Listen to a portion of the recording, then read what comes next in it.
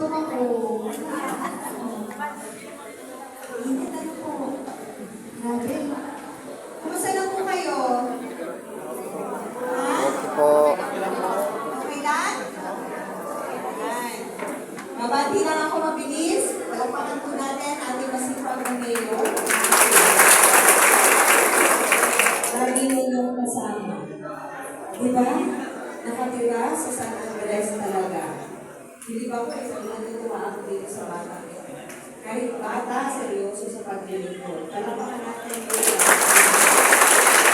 Kahit ako na ako, kaya wala na si Vice, nagpapatuloy na ako. Pagka nakita nyo naglakas na nakaganon, yun na yun. Nagpaparepair po at medyo may balak na daw uli. Pagpapakan natin, sipagdan natin ang bayan natin. Kasama si Siyempre Vice Mayor Nelson Alsa. Katatapos magsalita ang aking mga kasama sa Sangguniang Panlalawigan. Masisipa. Gusto-gusan ang pagtatrabaho po sa Sangguniang Panlalawigan. Papalapakan natin sa sarili ninyo ang inyong nurse ng bundok Peninsula. Ang ating hindi masipag na Vice Governor Kurt Alcala. Ang ating provincial agriculturist, palapakan natin Doc Liza Mariano. Palapakan din nga po natin ang ating MAR. Si Ma'am Aafes, palapakan natin. Gusto ko lang batiin ang ating president ng Coconut Farmers, tama ba ako? Ng San Andres, si Pangulong Abelardo Muñoz. And then, may bago daw nakalal ngayong araw na po. Tama ako nag-election na yun. Ang inyong mga mangingisda, ang Pangulo, si Pangulong Venus Fernandez. Alam ko po babae, magkakakaon. So, babae ang Pangulo ng mga mangingisda. At ang sa mga magsasaka naman ng Pangulo ay si Pangulong Arnel Bustamante. Yan, okay. So, timing, nandito tayo. Meron din mga iba't ibang samahan na nandito, samahan ng mangingisda sa Barangay Alibihaban. Talapakan po natin Pangulong Mayor. Ay, Pangulo, nandito rin po si United Fisher Folks Association ng Barangay Camflora, Pangulo Roy. Pangulo Roy. Ay, Pangulo, layo mo naman. Ayan. Tapos, nandito rin ang DIPA sa pamuna ni Pangulong Nelson Atibago. Ayan, mga Pangulo. At nandito rin ang San Andres Agriculture Cooperative sa pamuno ni Pangulong Abelardo Muñoz. Ayan, okay. So, nag-discuss na si Doc Liza ng mga future na gagawin namin para po dito sa iba't ibang sektor natin. May mga ilan kaming intervention, hindi ganun kalaki dahil sa limitasyon ng pondo.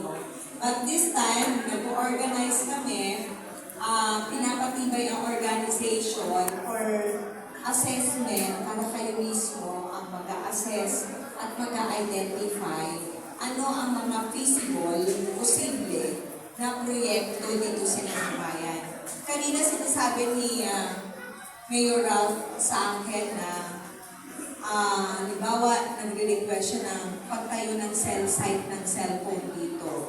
Sasagot naman ng halimbawa ng Globe at saka ng Spark. Tinitingnan nila yung business feasibility noon. Kasi diba? Pero pag tinignan ko yung kabuhayan, pinagkakakitaan sa inyong bayan, mababa. So, syempre, yung mga ganyan, hindi papasok kasi tinitingnan nila yung paying capacity, kapasidad para magbayad ng tao. Kaya nga, ano ang susi doon? Ang susi doon ay kung anong pinagkakabuhayan, yun ang paigtingin. Diba? Umaasa tayo sa pangingisda, tama po. Pero ano pa isda. Okay? Kaya ba natin mag-value adding? Okay? Ano ang mga posible na intervention? Paglalagay ng fish cages? Meron ba dito na mga fish pond? Wala daw, no? Wala kayo. So, kung pwede, yung mga fish cages siguro, pwede dito. Or processing, yung sinasabi ko sa kanya. Pag mga magugulay naman, kaano karami ang produksyon ninyo? Saan dadalhin? Okay, yung mga ganon. At kopra, anong pwedeng pa bukod sa nagkukopra? Baka meron dapat na gumagawa ng coco sugar. Okay, yun po yung mga bago ngayon eh. Hindi pa lang namin alam kung talagang maganda yung white cobra, pero may bumibili po. So meron doon po sa Pagkawayan na bagong established. So, dahil confederated kayo, parang dapat ay sa mga meetings ninyo, hindi natatapos sa bangka at saka sa anong tawag doon? Fish nets. Yung ibinibigay sa inyo sa makina.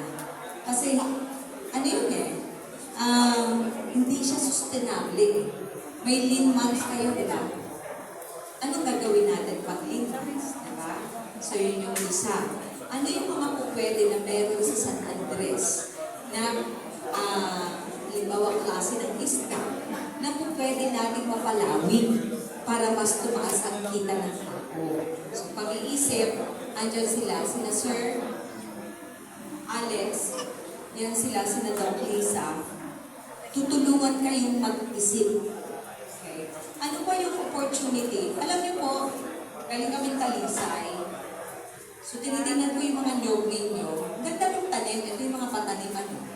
Kasi may form yung tanim niya. Tama ba ako? Yung sinaunang tanim, matataas, tsaka walang direksyon, no?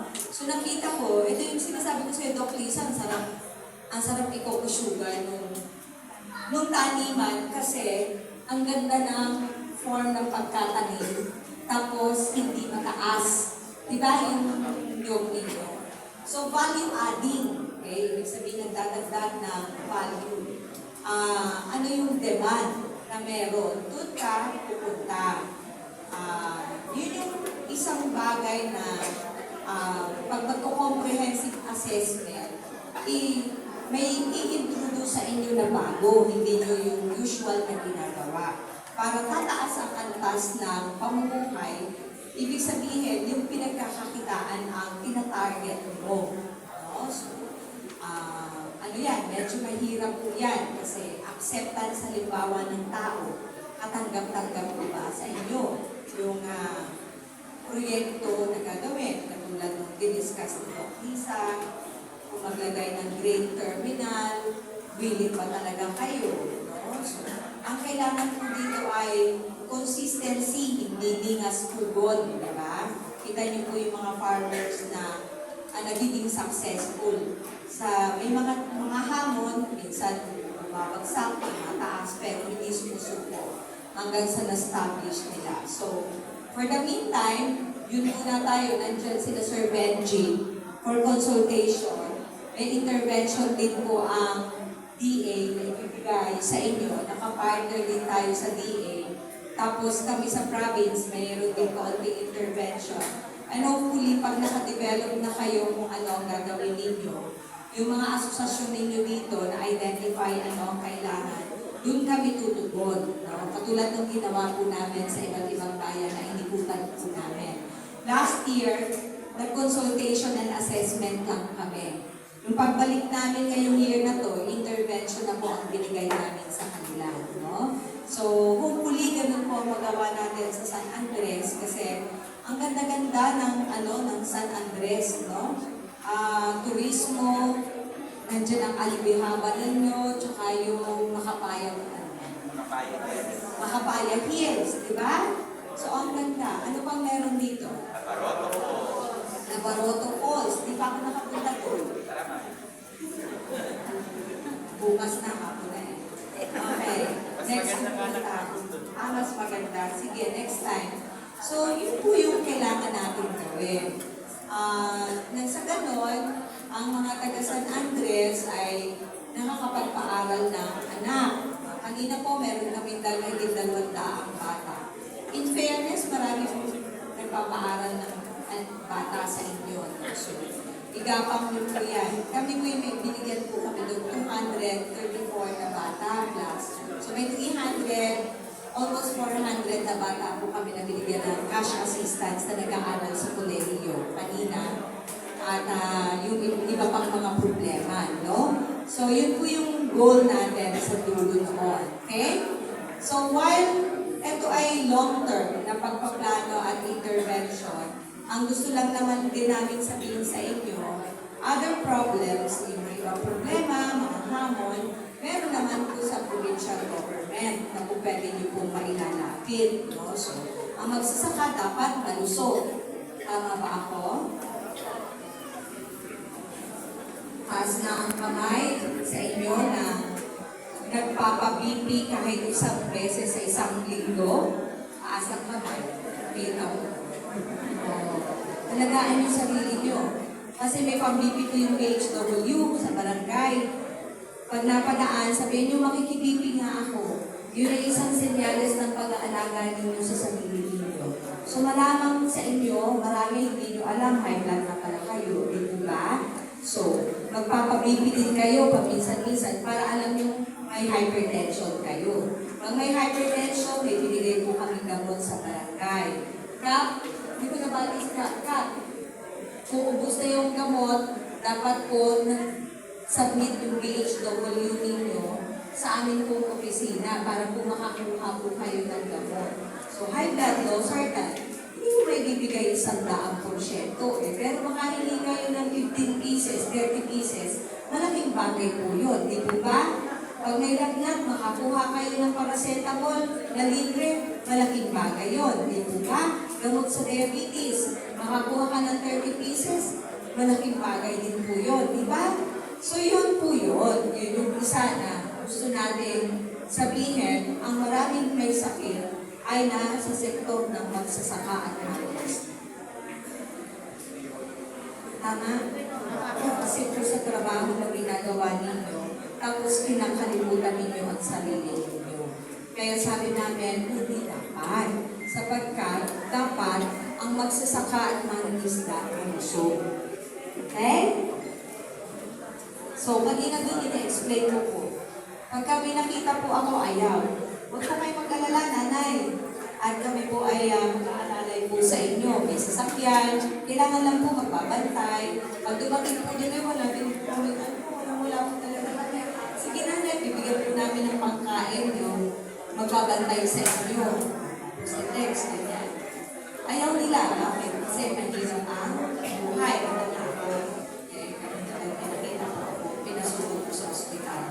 Pero, malamang, nakagala siya ay sakit. Okay po? So that's one. Isa po yun.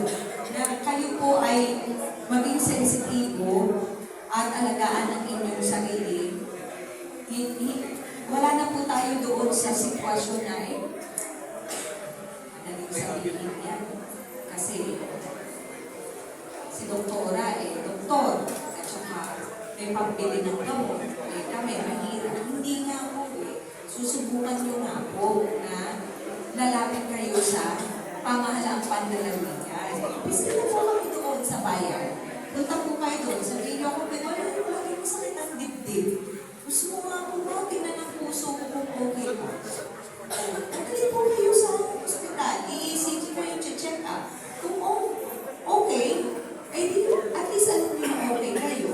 Kaysa yun, tingnan nyo po, pag may inatake sa inyo, na stroke, inatake sa puso, ang may problema ay buong pamilya. Tama, di ba? Yan ang inaasikaso ko everyday. Everyday po ang inaasikaso ko message. Ano pong gagawin namin dito po? Doktora, yung ganito, tatay ko ganito po ang nangyari, may ganito. Pero okay lang. Di ba? Hirap ko mag-asikaso, pero okay lang din. Ang lagi ko kong katwira, mas gusto mo ako nag-aasikaso kaysa akong ina-asikaso. Diba? Okay. So, sa inyong lahat, that's what gusto namin sabihin sa inyo.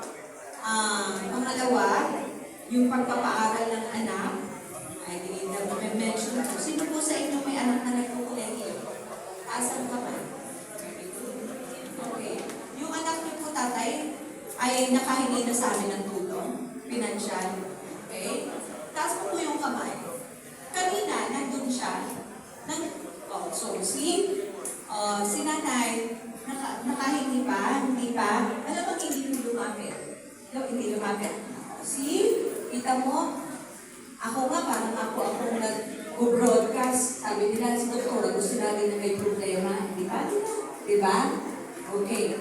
So, sino ba yung mga tumaas ang kamay? Kanina, kayo po, nakakuha po ng tulong. Hindi po kayo lumapit. I'm sure. O, di ba? O.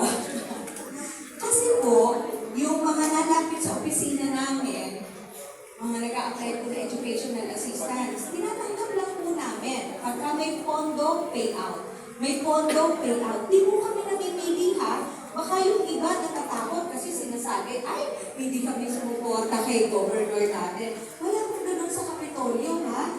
Basta po merong maitutulong, may kailangan ka, nagbibigay po kami. Mga bata po namin tinutulungan, simula po nung po kami ni Vice ko, na mga nag-aaral sa kolehiyo, nasa 30,000 plus na bata. Pero pag kaya nyo, diba tatay? Pag kaya ng pamilya, syempre bigay natin doon sa nahihirapan. Tama, di po ba? So okay na yun na hindi kayo magpabigat sa gobyerno, di ba?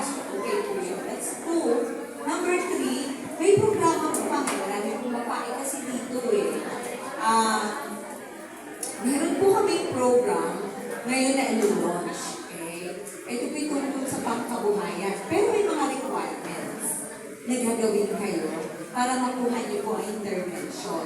So abangan niyo po, pag-post doon, sabi niyo po sa inyong anak, doon po sa Facebook page ng Provincial Government of Quezon. Okay? Sari-sari po yun. 3 klase po yun ng pangkabuhayan. Meron po doon sa may sari-sari store, meron po din sa may karinderya, meron po na skills training tayo na program. Okay? So lahat po yun pangkabuhayan. Okay? So abangan niyo po yun. Hindi madami, pero ano po ito? Every year po namin ang program. So, isa sa inyong pong kakaugalian para nalalaman nyo ano ang pwede na inyong makukuha. Lagi po kayo magpapatingin sa inyong anak sa Facebook ng provincial government. Ano kaya ang announcement? Ano kaya ang nangyayari? Di po ba para updated po kayo? Para kayo po, syempre, hindi kayo lahat kakayanin, pagalingan na. Diba? Sino yung unang lumapit, masigasig, sila po ang nakakakuha ng tulong. Ganun lang po ba yun? Pero pagka hindi niyo po alam, di mahuhuli po kayo. So, para laging updated yung ating mga officers na dito.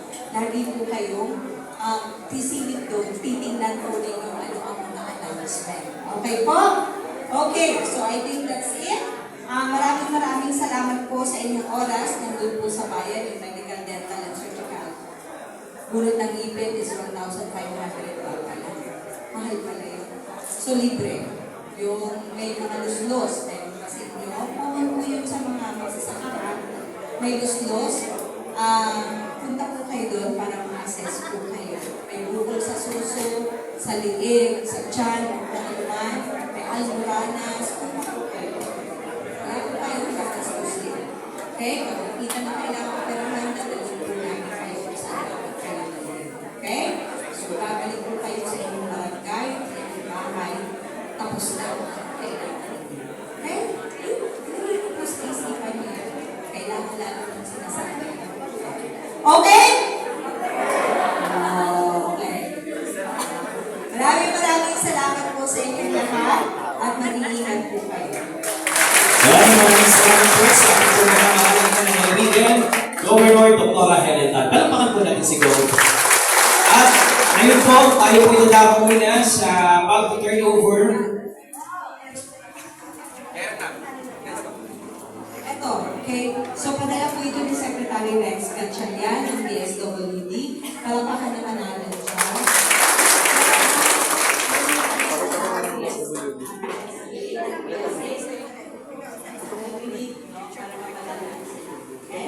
Sige, listahan ko ng Fisher Falls. Ito po doon sa likod. Sa buwan.